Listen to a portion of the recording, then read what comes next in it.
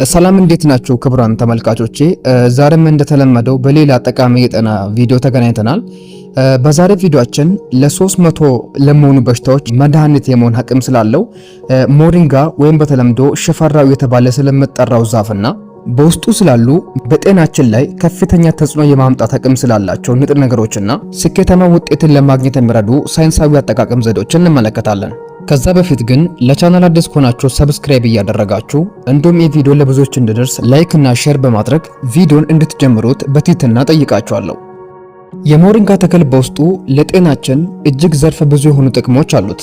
ከነዚህ ውስጥም የመጀመሪያው እጅግ ከፍተኛ የሆነ የንጥረ ነገር ክምችት ነው። ሽፈራው በምድር ላይ ካሉ እጽዋቶች ሁሉ እጅግ የተሟላ ንጥረ ነገሮችን ይዟል። ሳይንሳዊ በሆነ ንጽጽር ለማስቀመጥ ያህል የደረቀ ሽፈራ ዱቄት ከብርቱካን በ7 እጥፍ የሚበልጥ ቫይታሚን ሲ፣ ከካሮት በ10 እጥፍ የሚበልጥ ቫይታሚን ኤ፣ ከወተት በ17 እጥፍ የሚበልጥ ካልሲየም፣ ከእርጎ በ9 እጥፍ የሚበልጥ ፕሮቲን እንዲሁም ከሙዝ በ15 እጥፍ የሚበልጥ ፖታሺየም በውስጡ ይዟል። ይህ ማለት በትንሽ መጠን የሚወሰድ ሽፈራ የሰውነታችንን ዕለታዊ ንጥረ ነገር ፍላጎት በቀላሉ ማሟላት ይችላል ማለት ነው። በተለይ በሀገራችን የተመጣጠነ ምግብ እጥረት ለሚታይባቸው ህጻናት፣ ለሚያጠቡ እናቶችና አቅም ለደከማቸው አረጋውያን እንደ ወሳኝ ማገገሚያ ምግብ ያገለግላል። በውስጡ የሚገኘው አይረን በቀይ የደም ሴል ምርት ላይ ከፍተኛ ሚና ስላለው የደም ማነስን ለመከላከልና ለማከም በሕክምና ባለሙያዎች እጅግ ይመከራል። ሰውነታችን የደከመ የዛለና በሽታ የመከላከል አቅሙ የወረደ ከሆነ ሞሪንጋ ሴሎቻችንን እንደገና በመጠገንና በማነቃቃት ጉልበትን መመለስ አስደናቂ ተፈጥሮ ይላለው። ከሞሪንጋ ጥቅሞች ሁለተኛው ኃይለኛ የሰውነት ዝገት መከላከያና ጸረ ኢንፌክሽን ወይም ፖተንት አንቲኦክሲዳንትና አንቲ ኢንፍላማቶሪ። አብዛኛውን ጊዜ ለካንሰር፣ ለልብ ህመምና ለተለያዩ ስር የሰደዱ በሽታዎች እንደ ዋነኛው መንስኤ የሚጠቀሰው ኦክሲዳቲቭ ስትሬስ ወይም በሴሎቻችን ላይ የሚፈጠር ኦክሲዳቲቭ ዝገት ነው። ሞሪንጋ በውስጡ እንደ ኳርሲተንና ክሎሮጄኒክ አሲድ ያሉ እጅግ ኃይለኛ አንቲኦክሲዳንቶችን ይዟል። እነዚህ ውህዶች በሰውነታችን ውስጥ የሚፈጠሩ መርዛማ ፍሪ ራዲካልሲን በማዳንና በማጥፋት ሴሎቻችንን እንዳይጎዱ ይከላከላል። ጥናቶች እንደሚያሳዩ ኳርሲተን የደም ግፊትን ለማስተካከል የሚረዳ ሲሆን ክሎሮጄኒክ አሲድ ደግሞ በደም ውስጥ ያለውን የስኳር መጠን እንዲረጋጋ ያደርጋል። በተጨማሪም ሞሪንጋ በተፈጥሮው ጠንካራ የሆነ ጸረ ኢንፌክሽን ባህሪ አለው። በሰውነታችን ውስጥ የሚከሰቱ እብጠቶችን፣ የአርተራይተስ ወይም የመገጣጠሚያ ህመሞችንና የውስጥ ደዌዎችን በመቀነስ ረገድ ከተለያዩ ዘመናዊ የህመም ማስታገሻዎች ጋር የሚስተካከል አቅም እንዳለው ተረጋግጧል። ስለዚህ ሞሪንጋን አዘውትሮ መጠቀም ሰውነታችን ራሱን ከካንሰርና ከመሳሰሉ አደገኛ በሽታዎች ራሱን እንዲከላከል ያግዘዋል። ከሞሪንጋ ጥቅሞች ሶስተኛው ደግሞ የደም ስኳር መጠንና የዲያቤቲክስ ህመም መቆጣጠር ነው። የስኳር ህመም በዓለማችን ላይ በተለይ አሁን ላይ በፍጥነት እየተስፋፋ ያለ የጤና ጠንቅ ነው። ሽፈራው ደግሞ ለስኳር ህመምተኞች እንደ ተፈጥሯዊ መድኃኒት የማገልገል አቅም አለው። በውስጡ የሚገኙት አይዞቲዮሳይኔትስ የተባሉ ውህዶች የሰውነት ሴሎችን ለኢንሱሊን ያላቸውን ስሜት ወይም ምላሽ እንዲያሻሽሉ ይረዳል። አንድ ጥናት እንዳመለከተው በቀን 7 ግራም የሞሪንጋ ዱቄት ለ3 ወራት የወሰዱ ሴቶች የደም ስኳር መጠናቸው በ13.5% ቅናሽ አሳይቷል። በተለይ ታይፕ 2 የስኳር ህመም ላለባቸው ሰዎች ሞሪንጋ ከምግብ ጋር አቀላቅሎ መውሰድ በኩላሊትና በአይን ላይ የሚደርሰውን የስኳር ህመም ጉዳት ለመቀነስ ይረዳል። አራተኛው ጥቅም ደግሞ የኮሌስትሮል መጠንን መቀነስና የልብ ጤና መጠበቅ ነው። የልብ ህመም በዓለም ላይ ለሞት የሚዳርጉ በሽታዎች ዝርዝር ውስጥ ቀዳሚውን ስፍራ ይዛል። ለዚህ ደግሞ ዋነኛው ተጠያቂ በደም ቧንቧዎች ውስጥ የሚከማቹ መጥፎ ኮሌስትሮል ነው።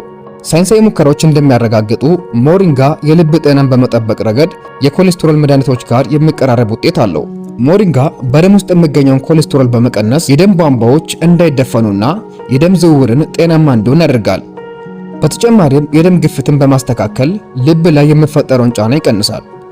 የሞሪንጋ ቅጠል በውስጡ የያዛቸው ፋይበሮች ስብን ከምግብ ውስጥ ሰብስቦ በማስወገድ ወደ ደም እንዳይቀላቀል የመከላከል አቅም አላቸው። ይህ ሂደት ልባችን በጤናማ ሁኔታ እንዲመታ ከማድረጉም በላይ ስትሮክና የልብ ድካምን ለመከላከል ወሳኝ ሚና ይጫወታል።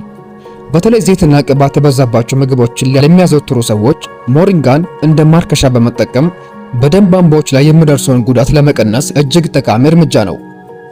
ከሞሪንጋ ጥቅሞች አምስተኛው ደግሞ ለአእምሮ ጤናና የማስታወስ ችሎታን ማሻሻል ነው። ሞሪንጋ ለአካላዊ ጥንካሬ ብቻ ሳይሆን ለአእምሮ ጤናም ከፍተኛ ሚና አለው። በውስጡ የያዛቸው ከፍተኛ መጠን ያላቸው ቫይታሚን ኤ እና ቫይታሚን ሲ የአእምሮ ሴሎችን በኦክሲዴሽን ምክንያት እንዳይሞቱና እንዳይዳከሙ ይከላከላል። ይህ ደግሞ እንደ አልዛይመር እና ዴሜንሻ ያሉ የመርሳት በሽታዎችን ለመከላከል ይረዳል። በተጨማሪም ሞሪንጋ የደስታ ሆርሞን የሆኑ ሴሮቶኒን እና ዶፓሚንን እንደሚያስተካክል በላቦራቶሪ ደረጃ ተረጋግጧል። ይህ ማለት ጭንቀትን፣ ድብርትንና የስነ ልቦና ጫናን በመቀነስ የተረጋጋና ደስተኛ ስሜት እንዲሰማን ያደርጋል። ትኩረት የመሰብሰብ ችግር ላለባቸው ሰዎች ወይም በአእምሮ ስራ ለተወጠሩ ተማሪዎችና ሰራተኞች ደግሞ ሞሪንጋ የአእምሮ ንቃትን በመጨመርና የማስታወስ ችሎታን ያጎለብታል። ከዚህም ባሻገር የአእምሮ እብጠትን ወይም ኒውሮ ኢንፍላሜሽን የመቀነስ አቅሙም አንጎላችን ለረጅም ዓመታት ጤናማ ሆኖ እንዲቆይ ያደርጋል። ታዲያ ጥቅሞቹን እስካሁን ካየን የሞሪንጋን ስኬታማ ውጤትን ለማየት መቼና እንዴት እንጠቀም? አጠቃቀሙም ሞሪንጋን በዱቄት መልክ፣ በሻይ መልክ እንዲሁም ደግሞ ቅጠሉን እንደ ጎመን በመቀቀል መጠቀም ይቻላል። ይሁን እንጂ የሞሪንጋ ቅጠል ለምግብነት ሲዘጋጅ ለረጅም ሰዓት መብሰል የለበትም፣ ምክንያቱም ሙቀቱ በውስጡ ያሉ ቫይታሚኖችን ሊያጠፋ ስለሚችል። ስለዚህ ከሞሪንጋ ስኬታማ ውጤትን ለማግኘት ትክክለኛው አጠቃቀም የሞሪንጋ ዱቄትን በሻይ ውስጥ በመጨመር መጠቀም ተመራጭ ነው። ሞሪንጋ ስትጠቀሙ ለመጀመሪያ ጊዜ ከሆነ ደግሞ በውስጡ ከፍተኛ ኃይል ስላለው የምትወስዱት የሞሪንጋ መጠን ከ2 ወይም ከ3 ግራም በላይ ከሆነ የሆድ መረበሽን ሊያስከትልባችሁ ይችላል። ስለዚህ ጀማሪ ከሆናችሁ 1 ወይም 2 ሻይ ማንኪያ ብቻ ብትጠቀሙ ይመከራል። ስትወስዱት ግን በባዶ ሆድ ላይ መሆን የለበትም። በመጀመሪያ ጥቂት ምግብ ከበላችሁ በኋላ የሞሪንጋ ዱቄትን የጨመራችሁበትን ፈሳሽ ወይም ሻይ በቀስታ ብትወስዱት ይመከራል።